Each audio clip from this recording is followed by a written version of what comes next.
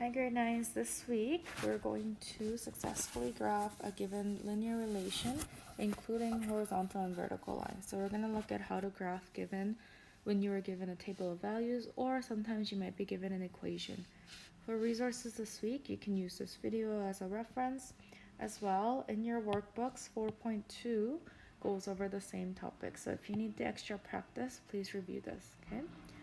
Alright, let's just go over graphing review. Cartesian plane, this is the graph we use to plot points. It consists of x-axis, which goes across horizontal, and y-axis, which goes vertical, up and down. 0, 0 is our point of origin. This is the point where the x and the y-axis meets. A point on a graph, it indicates a location on the graph. It consists of two coordinates, x and y. The first number, x, it's going to tell you how far it is across. Negative numbers move left from the 0, 0 point, and positive numbers move right from the center origin point. The second number, y, represents the distance up and down. Negative numbers move down from the origin, and positive numbers move up from the origin. So when you have 4 and negative 2 like this, you go 4 to the right and 2 down, and that's where your point is. So you get 1 point from the two numbers. It's the location of that 1 point. When we write them in brackets like this, x always goes first. So let's review plotting points on a coordinate grid. We're going to look at a first. So we go negative 2 and 5. Negative 2 is our x value first, so you go negative 2 on the x and then 5 on the y. So 5 on the y is here, and when we meet, we end up at, so negative 2 over here and 5 right here as our point A. Let's look at point B. It goes 2 on the x-axis and 3 on the y, okay, and the point that they meet, okay, is where B is. Looking at C, 5 and negative 3. Once you feel comfortable, you don't have to draw out these two lines to locate it, okay? So for C, we have 5 and negative 3, so this is C. And D is at 0 and 3, so we're not going to go any left or right. We're just going to go up 3. So this is our point C. Or sorry, for point D. And then point E is at negative 5 and 4, so we go negative 5 on the x-axis and negative 4 on the y. Okay, and we put our point right here. Okay, and then lastly, F, we go negative 6 on the x and none on the y, so F is right here. Okay, so once again, if you need to, you can draw these lines to help you figure out the location of your point. When you become comfortable, you can just plot them right on the graph like that. Alright, let's look at when you are given a table of values, what should we do? So it says to graph the following data, and they tell us number of DVDs rented and the cost. In order for us to graph, we need to first determine what's going to go on our x and what's going to go on our y-axis. Okay, the independent variable, the one that is not affected by anything, is going to be it's going to go on our x-axis. So in this case, this is number of DVDs rented. Dependent variable is the variable that changes as a result of something. So the cost is going to depend on the number of DVDs you rent. So the dependent variable on the y, we have the cost. So we're going to label our axes, and we're going to say number of DVDs rented on the x-axis, and the question says we're going to use D to represent that, and on our y we have the cost. Okay, and we're going to represent it using C, and we're going to also add a unit here. Okay. Alright, let's now graph the data. So we're going to treat this column right here as our x values and this column right here as our y values. We have a few ordered pairs from this. So according to our table, when x is 1, y is 3.50. When x is 2, y is 7. When x is 3, y is 10.50. When y is 4, we have 14. When y is 5, we have 17.50. Okay, so let's plot each of these. So when x is 1, so even though our graph goes by 2, so we should start at 1 right here. Y is 3.50. So this is our 3 right here. So it's going to be in between the 3 and the 5 there. So my point, first one goes over here. when x is 2, y is 7. When x is 3, y is 10.5. When x is 4, it is 14. When x is 5, it is 17.5. So it goes all the way up here. Right, so you can already kind of tell that this is going to form a straight line. But our question here is, should I be connecting the dots on this graph? Looking at this graph, okay, if I connect a dot, that means there's data in between here too. That means, can I have in between 1 and 2 number of DVDs? No, number of DVDs are whole numbers only, so you can only have one DVD, 2, 3, 4, or 5, or 6, so you cannot be connecting these dots. Okay, no, because we call these type of graph, this is a discrete data. It's not continuous, okay? We can't have 2.5 DVDs rented or 2.25 DVDs rented, so we cannot draw a line. This is the end of the table. End of the graph.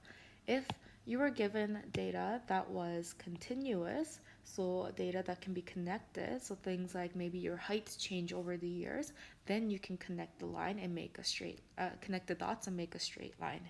Okay, but for this graph, we're not going to connect our dots. Right? Look, sometimes you're going to be asked to graph using an equation. Okay, so they're going to give you a linear equation. So one like this, and it's going to say graph from this. Okay, so for this one, I'm going to use the equation to find out my x and y values. So plug in when x is 1. So when x is 1 in this equation, so 2 times 1 is 2, minus 5 gives us negative 3. Y becomes negative 3. What about when x is 2? So you go back to the equation. 2 times 2 is 4. Minus 5 is negative 1. So y is equal to negative 1 when x is 2. Let's do one more. We don't have to go up consecutively. We can do a 5. Okay? What's y when x is 5? Y is, so 2 times 5 is 10, minus 5 is going to give us 5. So y is 5 when x is 5. Okay, we have 3 points, so let's try graphing these now. So when x is 1, y is equal to negative 3, so we go down to negatives here, and we draw a point there. When x is 2, y is negative 1, so we go right here.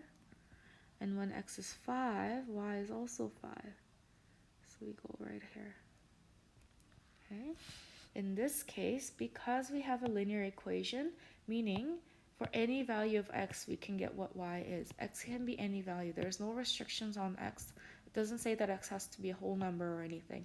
So in this case, we can actually connect the dots and create a line. And when we do that, we can also add arrows to both ends because this goes on forever because x can be infinity. It can be as big as it wants. X can be as small as it wants. Okay. When we look at this graph forms a straight line, meaning we have a linear relation. Okay, there's a linear relationship because there's a linear line that gets formed when we graph this equation.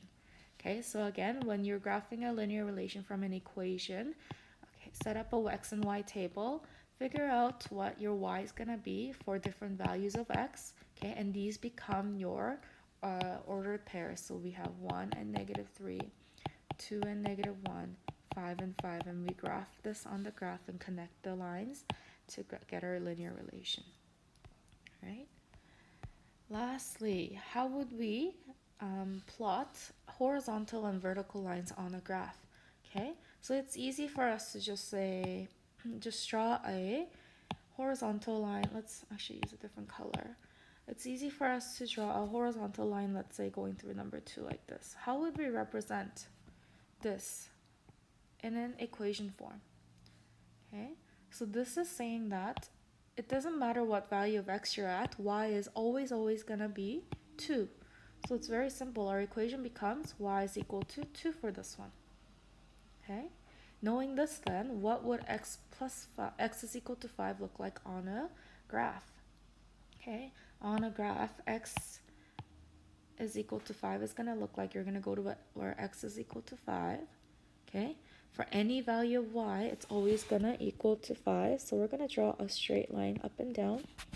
Okay, and this line represents x is equal to 5. Because it doesn't matter what value of y you have, x is always going to equal 5. Okay, do you see how for any point x is 5? It's a 5, 0, 5, 1, 5, 2, 5, 3, 5, 4. Okay, so if we were to draw a table, okay, for x is equal to 5, okay, we have x and y. X is always just going to equal to 5 no matter what your y is. Your y can be negative 10, it can be 0, it can be positive 1252. Okay, your x is just always going to be 5. What about y is equal to 8? Looking at this one, y is equal to 8 is just going to be, you go to the point 8 on the y-axis, and it's always going to be that number. Okay, y is always going to be that number. So in a table form, you have x and y. Y is always going to be 8 no matter what x is. It can be negative 2, 5, 172, it doesn't matter.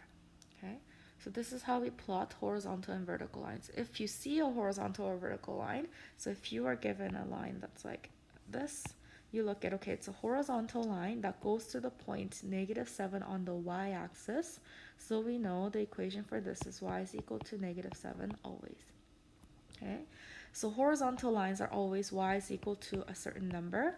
Vertical lines are always x is equal to a certain number. See how vertical line here is x is equal to 5? So it's always x is equal to a certain number. That's how you come up with horizontal and vertical lines, right? So for this week, you should be familiar with graphing data that's in a table form, okay, and in a linear equation form. The table form may give you a linear relation, may not give you a relation. It's up to you to determine if you have a discrete data or continuous data, right? Once you are done with this lesson, I want you to go and do week 8, task 1. It shouldn't take you too long. It's not that long this week, but there's also a check-in under quizzes on D2L, so make sure you do those. And please come and join our Google Meet on Tuesdays at 2:30 because we do go over some important questions then. Right? Have a great week.